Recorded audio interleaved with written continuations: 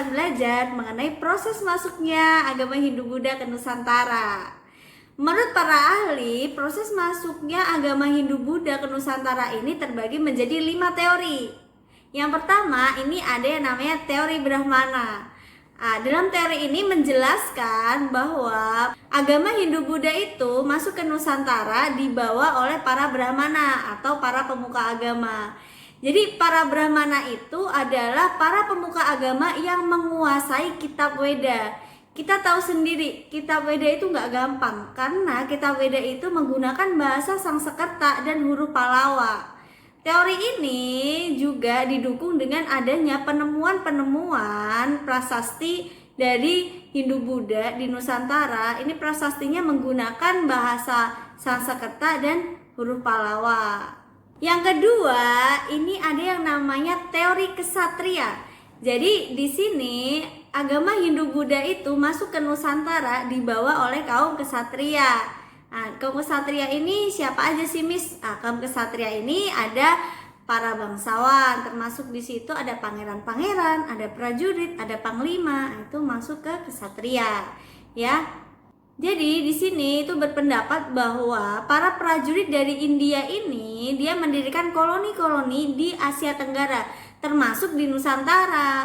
Namun pendapat ini itu belum bisa dibuktikan secara arkeologi. Karena apa? Karena belum ada bukti yang menunjukkan bahwa pernah ada ekspansi dari prajurit-prajurit dari India ini.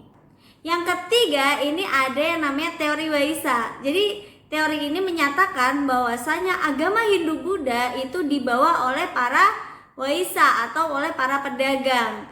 Di sini itu pedagang dari India itu tidak hanya melakukan hubungan perdagangan, namun mereka itu mendirikan sebuah perkampungan di sana.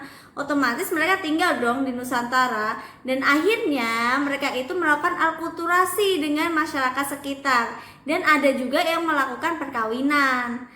Setelah itu mereka itu juga menyebarkan agama Hindu-Buddha.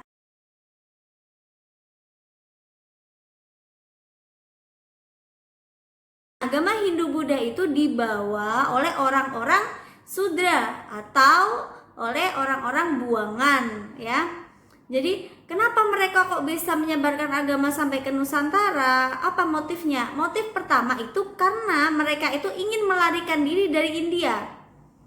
Ya, karena di sana mereka itu merupakan kasta terendah. Kasta tertinggi itu ada yang namanya kasta Brahmana, yang kedua itu kasta kesatria, yang ketiga kasta Waisa, dan yang terakhir baru kasta Sudra. Jadi mereka melarikan diri mencari tempat baru untuk lepas dari kasta Sudra. Kemudian mereka menemukan jalan nih ke Nusantara, ya kan? Sampai di Nusantara otomatis mereka mendapatkan tempat baru. Kemudian mereka juga menyebarkan agama Hindu-Buddha, ya.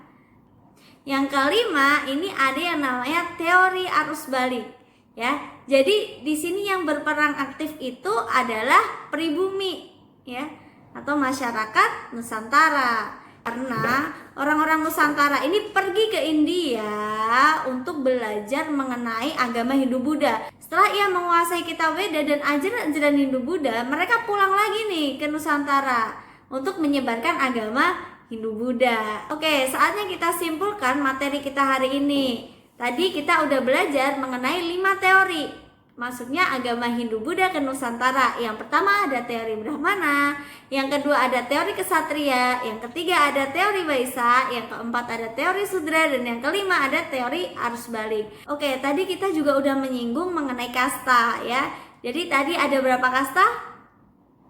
Oke, tadi ada 4 kasta. Yang pertama ada kasta Brahmana, yang kedua ada kasta kesatria, yang ketiga ada kasta Waisa, dan yang keempat ada kasta Sudra atau kasta yang paling rendah. Oke, udah paham dengan materi hari ini? Sampai bertemu di video-video selanjutnya. Bye bye.